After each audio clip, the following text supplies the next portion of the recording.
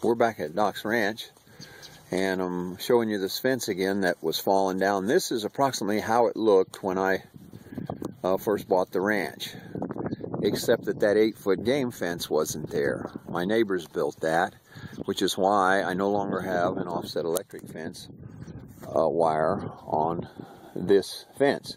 It's not necessary anymore, thanks to my friendly neighbors.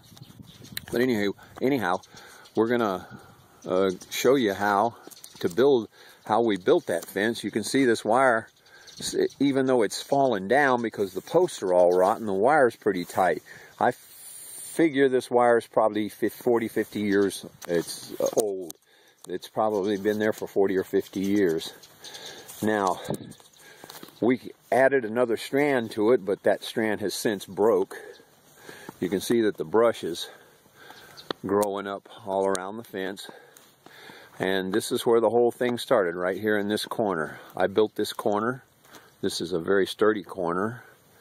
And then after tightening the fence and everything, I realized that I would have to replace so many posts that it was just not going to be cost effective. And I went down to the local farm and ranch, and they recommended that I do this offset electric fence.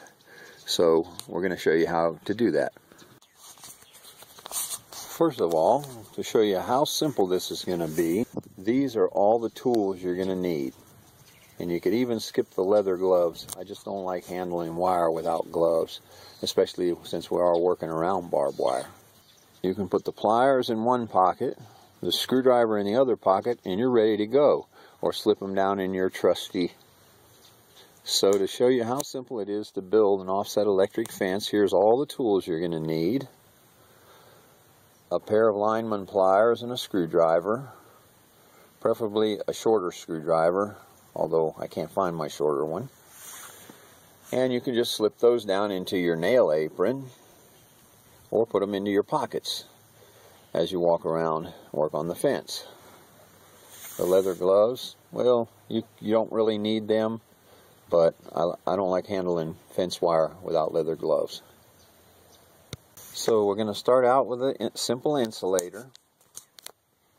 Notice it has a hole here to put the wire through, and another hole here to wire it to the post. So we're going to take our insulator. We're going to just run the wire through there. I'm going to have to do this kind of one-handed. And see, we just bend it around here, like that. Okay. And what you're going to want to do is leave enough wire here so that you can wrap this part of the wire around that part of the wire 6 times. They recommend 6, but really 1 or 2 will do. It just depends on the length of the fence. I usually do it 6 just to be safe. Okay, here we are with our insulator. If you can see that, you're just going to have to, we turn it this way. You want the insulator kind of in the groove there. Just bend it a little bit, hold your insulator, and you can go around like that and just bend it on there. Now you only have to do that once. Then once you get it on the fence, we'll do the other 5 turns to finish the strengthen it. Now let's go over to the fence and show you what we're going to do with it. Okay, I have our insulator here kind of hanging on the fence where you can grab it. If we can't get you in there. And what we're going to do is see if I can get around in here without brushing things in the way. You just wrap this piece of wire on your fence like that and bend this around here. Okay. And you see, you just wrap that wire around the post like this, bend it over this wire. You can get it as tight as you want in there. Wrap it around, you know, I just wrap it once and come back later and finish the job.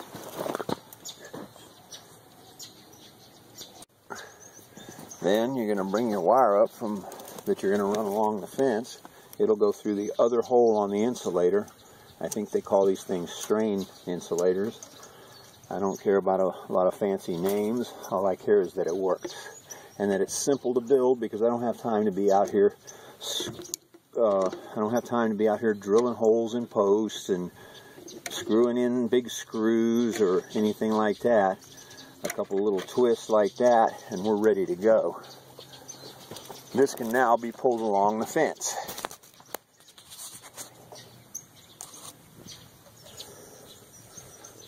Like so. Okay, now here's our offset bracket, hanger, you can call it whatever you want. Here's some weeds.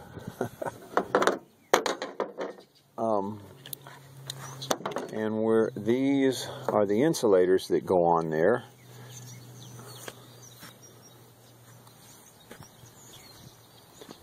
These are the insulators that go on the brackets. These are the insulators that go on the brackets. They're pretty simple, but they're not installed. You have to buy them separately. I have boxes and boxes of this different kinds of fencing equipment because I've had fences on several different ranches, and the beauty of the electric fence, offset electric fence, it is not permanent. You can attach these brackets, these hanger brackets, from the fence very simply with a screwdriver, and you can roll the wire back up and you can take the fence with you anywhere you want. I've had fences that have been on 4 different ranches. Take them down, build them back up, take them down, build them up. Okay, I'm going to try and show you here how these insulators and brackets connect together. It's a little bit complicated. Not really complicated. It's not really complicated,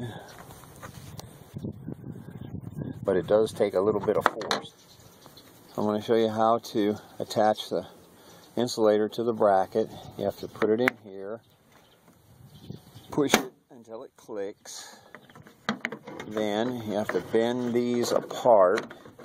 I can't show you all of that right now, but you have to get them wide enough so that they don't cross each other before you put them on the fence. Here, I'll show you.